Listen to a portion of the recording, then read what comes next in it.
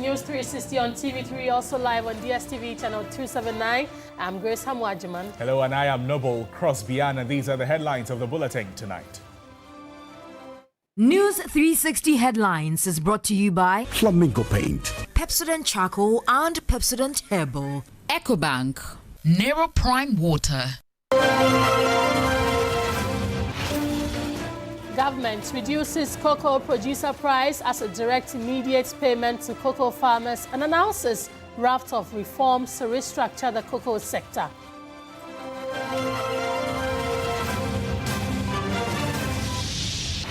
Meanwhile, the minority has lashed out at government for reducing cocoa producer price, warning it could plunge millions of cocoa farmers into distress.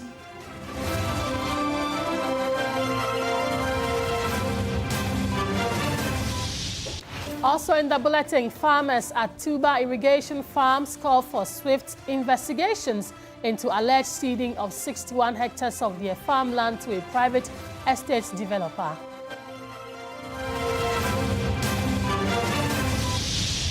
In business news tonight, government hints of issuing cocoa bonds to stabilize the sector as Cocoa Board grapples with a record 32.9 billion cedi debt.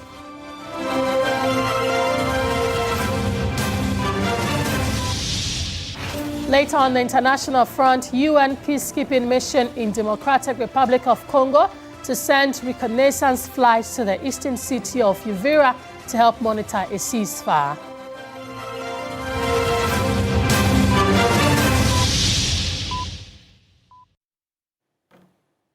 We have details of these stories also on our website, 3news.com. Please log on for more. Let's start the bulletin from here. Right, let's talk cocoa. And government has announced sweeping reforms to overhaul Ghana's cocoa sector. The measures agreed at a cabinet meeting on Wednesday are aimed at restoring financial stability, ensuring fair and competitive prices for farmers, and repositioning the sector for long-term sustainability. As part of immediate interventions, Cocoa Board has been directed to pay all cocoa farmers who are owed without delay. Kumla Kluche reports.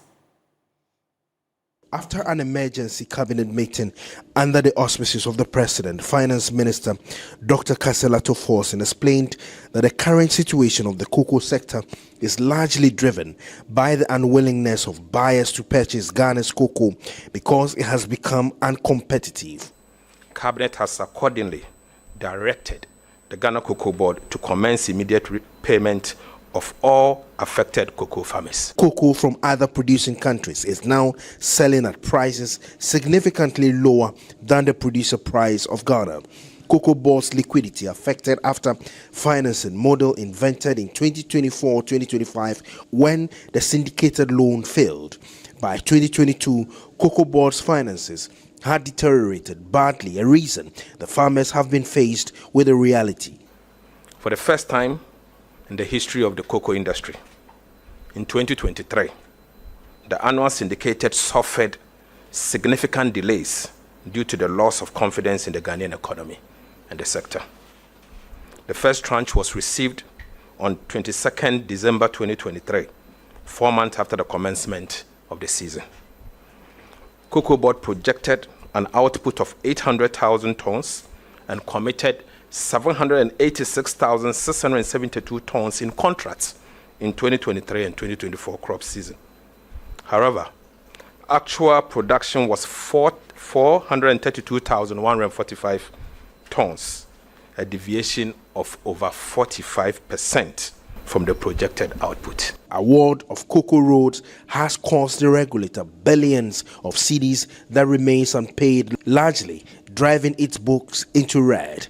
But a swift directive has been given to the Attorney General to investigate the sector. The Minister of Roads and Cocoa Board jointly conducted this rationalization exercise to reduce the exposure on cocoa roads. Upon the completion of the exercise, the total exposure of 21.7 billion Ghana cedis has since been reduced to 4.35 billion Ghana cedis. Cabinet has directed that the liabilities of the 4.35 billion be transferred to the Ministry of Roads and Ministry of Finance. Cabinet also noted that road construction accounts for a significant part of the financial difficulties that Cocoa Board is facing at the moment. Pursuant to the earlier announcement that I made in the course of last year, the new cocoa bill that is going to Parliament will now prohibit Cocoa Board from such quasi-fiscal expenditures and other non-core expenditures going forward. And it will come with punishment if they ever do so. Cabinet also directed the Attorney General to commission concurrent forensic audit and criminal investigation into the activities of Cocoa Board over the last 8 years. As a measure to revamp the sector, a new cocoa bill is headed for Parliament to address the challenges in the midst of the reduction in price payment to farmers and the reality that has faced the sector. The farmers are willing to take the pressure and refocus on how to channel their resources into the domestic market. We play politics with the industry. The sustainability of the industry will collapse. For instance, say you heard him saying that there has been juice sacks. That way is now has become is being investigated at the what you call the Tema Harbor. You see, going forward, all these things will come to an end, and that the farmers will benefit more from it, rather than that politicization.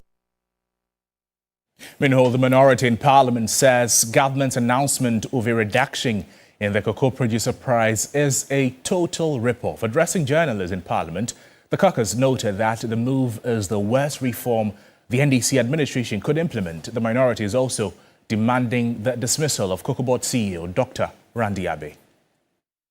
Ranking on the Economy and Development Committee, Kojo Oponkroma says the 28% haircut handed cocoa farmers would only worsen their plight. We used to sell about 70% on forward sales and 30% on spot. They argued that that was an incompetent approach and decided to change it. And now they are selling about 70% on spot. That is why today, as prices have dipped, they are struggling and are saying that the price they had announced ends up being higher than the current prices on the market. This action to announce a 28% reduction in the price amounts to a haircut of about 28% on close to 1 million Ghanaian cocoa farmers. This 2,800 or so that they are promising is totally unacceptable. Already we are receiving messages from cocoa farmers who say that if this is what is going to happen, they are going to demonstrate in a number of these. And if they do, we in this caucus, we will join them on the streets to do this demonstration. Former Finance Minister Dr. Amin Adam blamed the current crisis on the excessive injection of dollar in the economy, accusing government of deception. A bailout would have been necessary rather than reducing the producer price for cocoa. We warned this government about the reckless overvaluation of our currency. We warned them several times that these dollars they are pumping into the economy, that reckless intervention. Last year alone, they intervened to the tune of 10 billion United States dollars. The trend has continued. That reckless overvaluation of our currency will affect our economy. That is not all, because the ranking on the Economy Affairs Committee, Isaac Opoku, has described the new measures by government as a disappointment. Cocoa farmer has never enjoyed the full benefit of the FOB. Never ever. Sometimes we even pay them 40%. Cocoa farmer has sacrificed for this country. And in fact, if the cocoa farmers' farm gate price is going to be reduced by almost 30%, then everybody's pay in this country should also be slashed by that margin. Is the Chief Executive Officer of Cocoa Board, his allowance and salary, is it going to be slashed by the same margin? I am sad.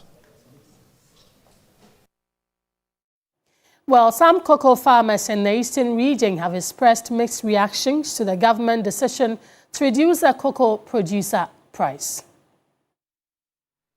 One will say, I know I was saying, Ghana for cocoa for your dear Kumapa, Edge, We understand that these are challenging times for government. We do understand. We hope that in the future, what we are losing now will be giving back to us.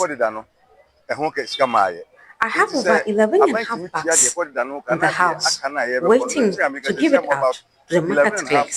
So this is a welcome news. It is a buying bit in a ton with Chia and Canna say, what the price and so. Before say another boy ama, ye me, Akoyanim. Na Yajina Kumapum, a break on any mono, me sure say, a buying never saying up to move ama and second scan as a second.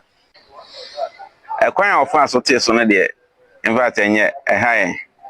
The way government went about the prices we knew prices were going to be slashed, but this is way too much. Over 1,000 cities slashed.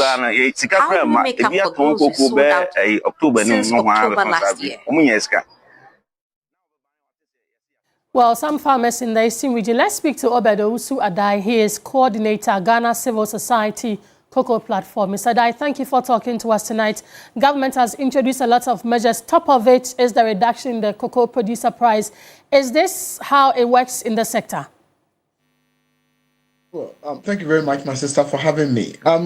Yes, indeed. We have read the minister's sweeping reforms and all that. But I think for us as civil society, where our disappointment comes in is the fact that it appears most of the blame or most of the rip-off is being put on the farmer. And now it's the farmer that is going to suffer. If you look at what has happened within the sector for the past 7-8 years, you cannot just put the blame on the farmer and leave some of the technical people and some of the decision makers at the cocoa board to go scot-free. And that is where we think the problem is. We welcome the reform, the reform in financing, the reform in cocoa bonds. I think they are all very, very progressive and we welcome them. But what our disappointment arises is the fact that there is over almost 30% cut in the price of farm gates price, and that is where our challenge is.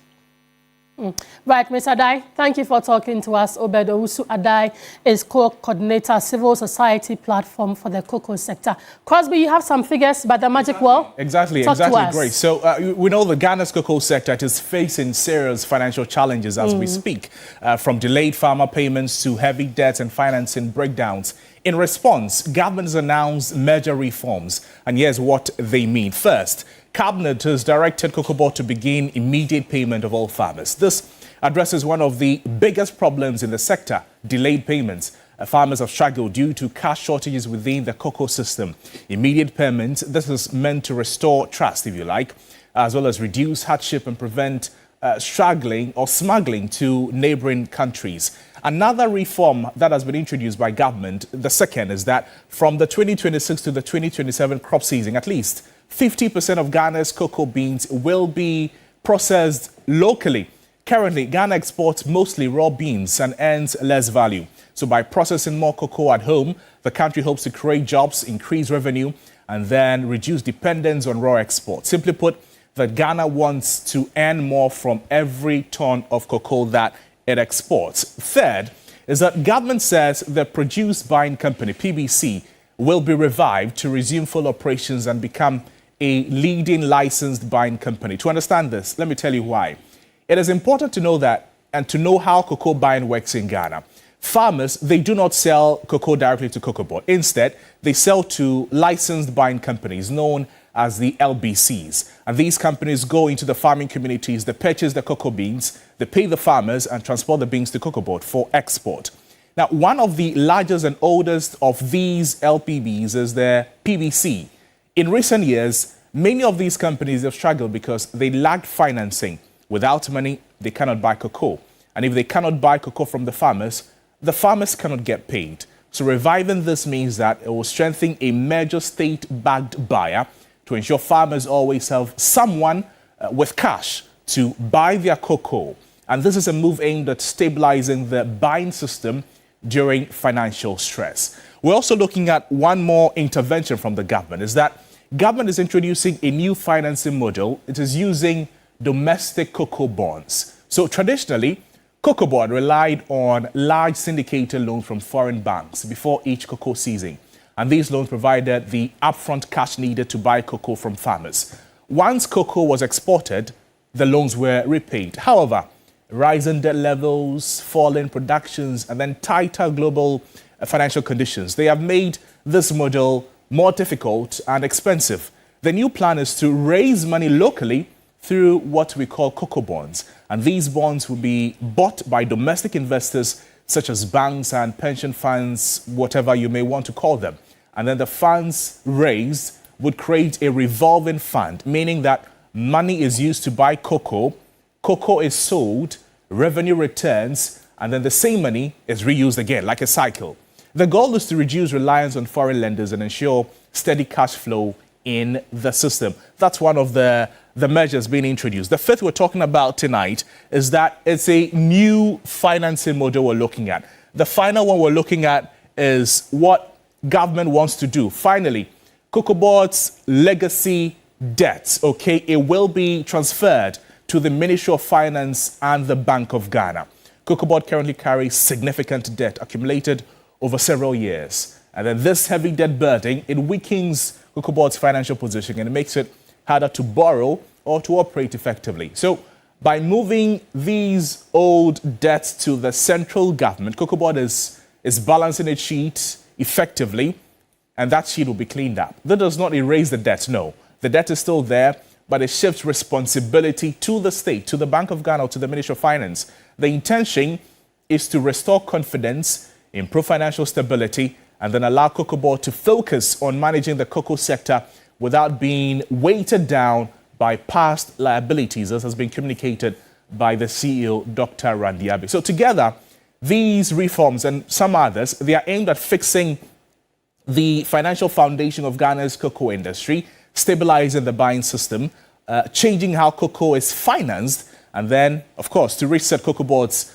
financial position for the future. These are just a few of the reforms that government has suggested or proposed to solve the current concerns. Let's look at some other happenings in the cocoa sector. We want to talk about Ghana versus Ivory Coast in a failing or falling cocoa economy. And this slide is what is setting the stage. And you see that right now. So Ghana and Ivory Coast together, these two countries, they control about 65% of the world's cocoa. That means that when something goes wrong in cocoa, it affects both countries to a larger scale and the global chocolate market, if you like. But now, cocoa prices are falling sharply. The big question is, how are the two countries responding? How is Ghana responding? How is Cote d'Ivoire responding? And how different are the responses from these two countries? Let's talk about the global price shock. Now, this slide is showing the real problem. In just a year, cocoa prices dropped by about 60%, from over $10,000 per ton to under $4,000 at one point. So when prices fall this fast, governments will struggle, exports will struggle, and farmers will struggle. They will feel the pain immediately. So both Ghana and Ivory Coast, reminder that I've told you and we've spoken about how the role they play in the global cocoa industry. They have had to adjust their local cocoa prices. Let's look at the other slides we're talking about tonight. Here, we look at Ghana. First, Ghana reduced its cocoa price per bag by about 28.6%. In simple terms, farmers now earn less per bag than before. And then this decision was meant to match the falling global prices, but also it means that farmers will take a direct hit. If you look at what we have on the screens right now, you can tell the trajectory of the pricing from 2023-2024 crop season, early 2025, August 2025, October 2025. We've not been very stable. We've had to change depending on what the market is telling us. And this is the latest revision we're looking at, 2026, some 2,587. That's the change we're looking at. That's the drop in the pricing based on external factors, if you like. If we move on to talk about the next one, Ivory Coast decision. So Ivory Coast, over the years, It has also reduced price by about 23% over the past couple of months, the past year, also based on the happenings globally. But here's the difference. The government announced that it would buy 123,000 tons of unsold cocoa for about 280 billion CFA. In simple words, they stepped in. The government of Ivory Coast stepped in to absorb the excess cocoa and the reduced pressure on the farmers. That is what you're seeing here. What has happened? Now, to the current price comparison. This slide you're looking at, okay, we're talking about the two countries. In Ghana, a bag of cocoa is about 2,587. In Ivory Coast, when converted, they don't spend cedis there, but when you convert it, a bag of cocoa in Ivory Coast or Cote d'Ivoire is 2,894. That is a difference of about 307 cedis per bag. That's what you see on your screens right now. So currently, Ivorian farmers, they earn more per bag than Ghanaian farmers. This is what the data is telling us. And then the cracks in Ghana's cocoa sector. It is shifting the focus. So beyond the global price drop, Ghana's cocoa sector is facing deeper problems, including financing challenges, unpaid farmers, and then debt pressures. So while both countries are facing falling prices, Ghana appears to be under more structural stress, again, based on everything we've spoken about.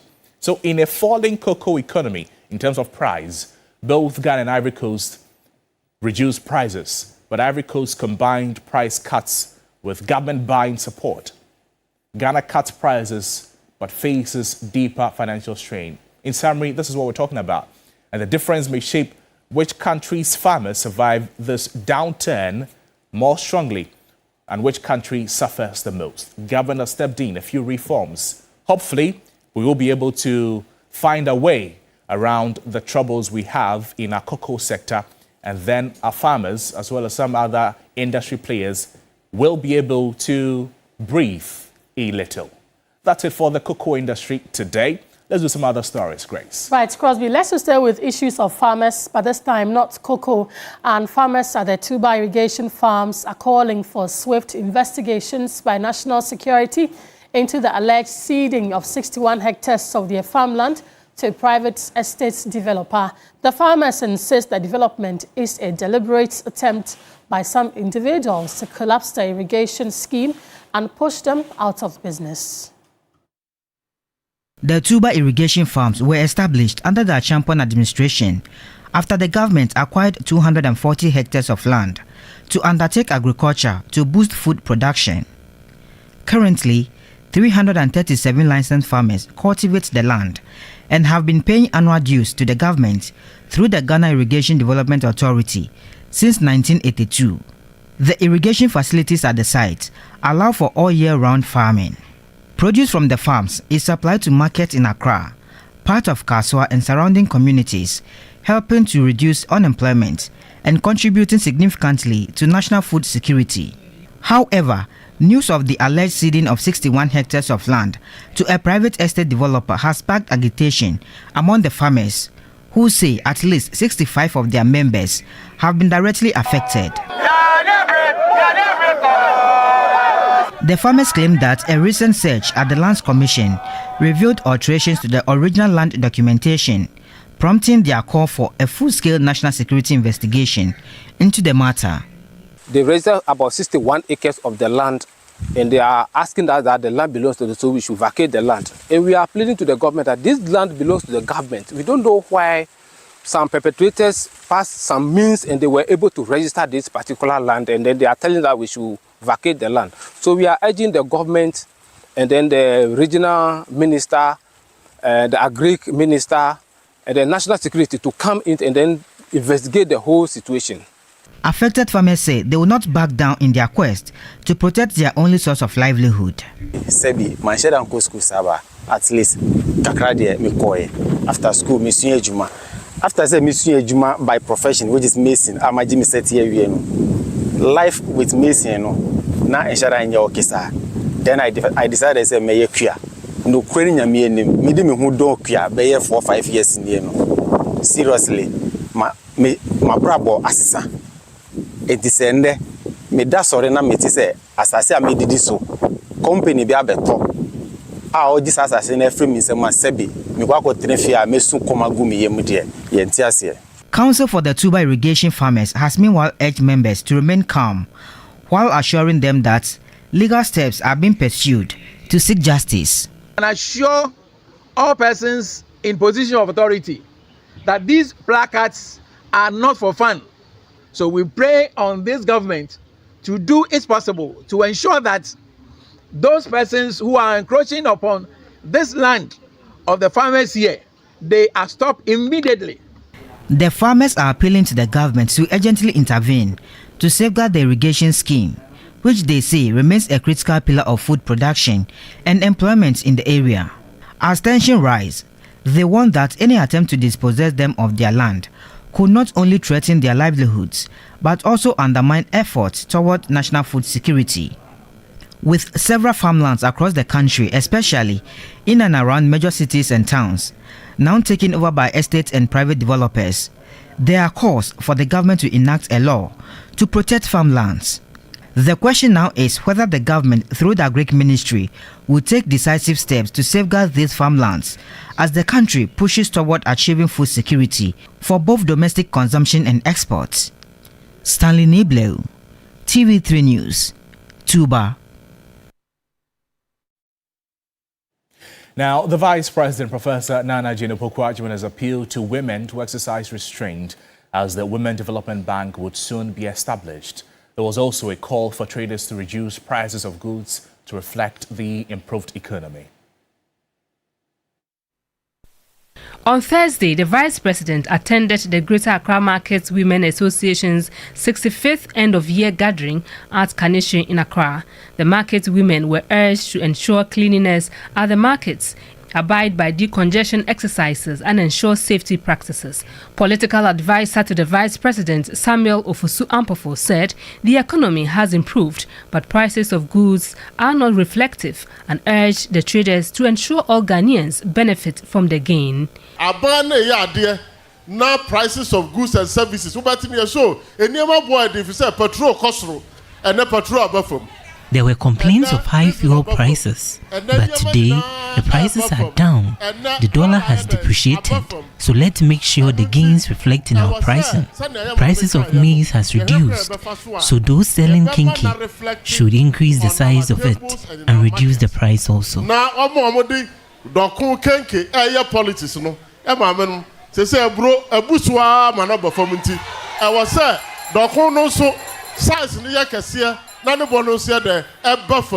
President of the Greater Accra Markets Association, Mercy Afrowa Nijan, agreed the economy has improved, but wants the importers to reduce prices of their goods. We have seen the reduction in fuel prices and the improvement in the value of the cedi against the dollar. However, we are very worried that importers have refused to reduce prices of goods in the markets. And this is affecting our members and consumers. The Vice President assured the women that the Women Development Bank will soon be in place.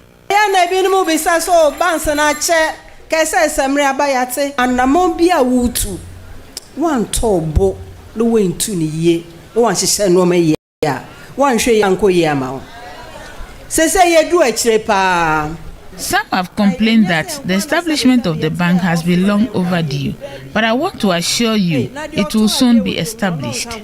Lots of consultations with stakeholders had to be done. And workshop and then workshop in the 2-day workshop. For Women's Development Bank. Women's Development Bank. Your budget in Mupa. Enti biamobati anka. Nsumunya botrema yen ye bibia progressively. This News 360 on TV3. We have business, sports, entertainment, and more. After this break, stay with us.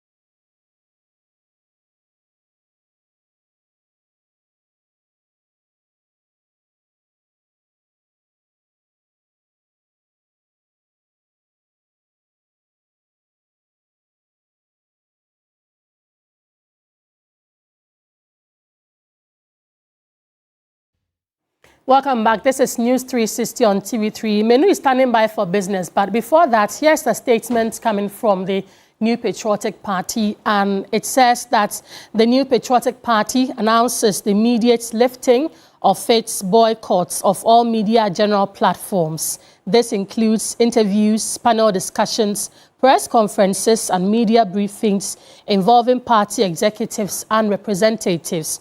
The decision follows constructive discussions between the party leadership and media generals management. Both parties have agreed on ground rules to uphold higher professional standards and to ensure fair and balanced interactions that serve the public interest. We look forward to renewing our partnership with Media General as we work to strengthen Ghana's democracy. Long live the NPP, and this is signed by Richard Ahiagba, Director of Communications. And so that's it. The New Patriotic Party has returned to all media general platforms, and you'll be seeing them very soon in all our programming. Let's now do business with Menu Afo. Business segment is brought to you by MTN. Touch concentrated perfume.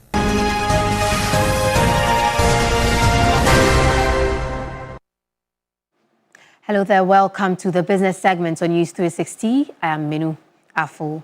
Now, Ghana's cocoa regulator, Cocoa Board, is facing its most fragile financial position in nearly 8 decades, with debts of about 32.9 billion Ghana cedis and liabilities now exceeding its assets. In response, the Finance Minister, Dr. Kasiel Atoforsen, announced plans to issue cocoa bonds to help stabilize the sector and finance bean purchases this season. The move follows a sharp retreat in global cocoa prices from record highs last year, which has strained Cocoa Board's liquidity and affected its ability to meet payment obligations to farmers and suppliers. Cocoa Board's chief executive, Dr. Randy Abbey, recently disclosed that the board is operating with negative equity for the first time in its history, raising concerns about its long-term sustainability. At a press conference in Accra, Finance Minister Dr. Kasiel Atoforsen said the proposed cocoa bonds, expected to raise funds from the domestic market, would provide working capital to sustain operations. The bonds will be issued. It will be domestic bonds. It will be called cocoa bonds. It will be meant largely for the purchases of cocoa beans and to finance the crop, and it will be domestic. It will be issued on the balance sheet of the Ghana Cocoa Board. The issues of concern with Ghana Cocoa Board balance sheet will be dealt with, and I've announced a raft of measures that will deal with the balance sheet issues with Ghana Cocoa Board. But beyond that, I believe Cocoa Board will be in a better place to enter the domestic market and revamp the industry. He further announced that the government will absorb Cocoa Board's existing debt to strengthen its balance sheet and restore confidence in the sector. The debt conversion will restore positive equity and boost the international and local market to support the operations of the Ghana Cocoa Board. This will strengthen the balance sheet, obviously, of Ghana Cocoa Board to enable it to implement its new financing model and the reforms. Cabinet has also directed that, with immediate effect, there should be a transfer of road liabilities worth 4.35 billion Ghana cedis to the Ministry of Roads and Highways and the Ministry of Finance. The decision, however, could add to Ghana's public debt at a time when the country remains under fiscal consolidation, even as authorities argue the intervention is necessary to protect farmers and safeguard one of the country's key export earners. In a related development, Director of Policy and Advocacy at Legal and Entrepreneurship Support Hub, Edward Kariwe, has thrown his weight behind government's new directive to process at least 50% of Ghana's cocoa beans locally. The policy aims to move Ghana away from its long-standing reliance on raw bean exports and insulate the economy from volatile international market prices. We can even do more than 50%. You know, it is only when government decides and takes action, and I believe in this government because there have been instances to prove that when they decide to do something, they have done it before. And I believe that the future for cocoa, the cocoa industry, is the processing. And the more we are able to process the beans, the better for us. And see, you can see that even our old model of running the cocoa industry could not lend itself the opportunity for processing cocoa beans up to a certain level. Because if you do the forward sales, it means that you don't have beans for yourself to use or to process in the country. But all the beans have been motivated, so to speak, have been given up already. Now that that model has been dismantled and the new model has come, we will now have enough beans within the country, and then the choice of processing it is now left to us. So processing up to 50%, I think is feasible and it must be done. And away from that, Zonda Tech Ghana Limited has unveiled a new range of Chery Sport utility vehicles, SUVs, models in Ghana, setting a fresh benchmark for performance and affordability. Equipped with smart technology, efficient engines, and automatic transmission, the vehicles combine power, comfort, and fuel economy. Management says the launch marks another remarkable step forward for Ghana's growing automotive industry. Assembled locally at Zonda Tech state-of-the-art plant in Ghana, the new Chery and iCar models reflect the steady growth of Ghana's automotive industry. According to management, the vehicles are purposefully built for Ghana's road conditions, with safety and durability at the core of their design. The main purpose is to outdoor different series of Chery products: Chery Tiggo 2, Tiggo 7, Tiggo 9, and iCar. Tiggo 2 is the most affordable vehicle, and Tiggo 7 is the most economic vehicle, and Tiggo 9 is the most luxurious vehicle, and iCar is a purely EV. You can take the EV for more than 400 kilometers. So they are the perfect products for Ghanaians. We're giving the best service for customers. We have more than 11 branches. So wherever our customers are, our Zonda people are. CEO of the company further explained how their production aligns with government 24-hour economy. Zonda's assembly line really align with that agenda. We have opened 3 assembly plants in Ghana, and we have been working day and night to provide the products to the customers. So we really welcome the 24-hour policy. The CEO of Association of Ghana Industries, Seth Chum Akwabua, commended Zonda Tech for their operations and encouraged them to do more.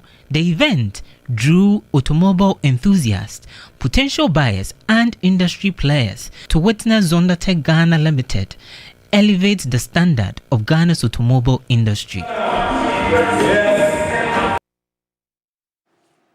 Let's now look at how the cedi is faring against other trading currencies and how some of our key commodities are faring on the global market.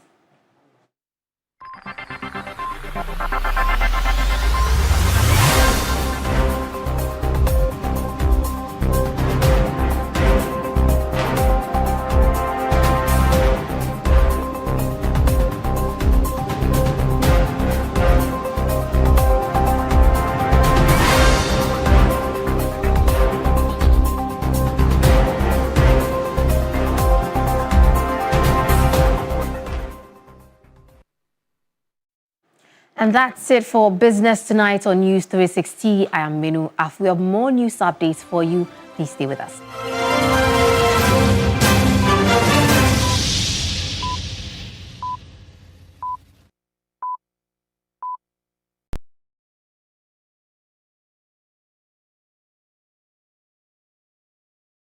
When you are going to buy a pen, don't look left, don't look right. Go straight and grab the luxury acrylic paint. No be any paint, be paint. The luxury acrylic paint. Paint champion. When you are going to buy a paint, don't look left, don't look right. Go straight and grab the luxury acrylic paint. No be any paint, be paint. The luxury acrylic paint. Paint.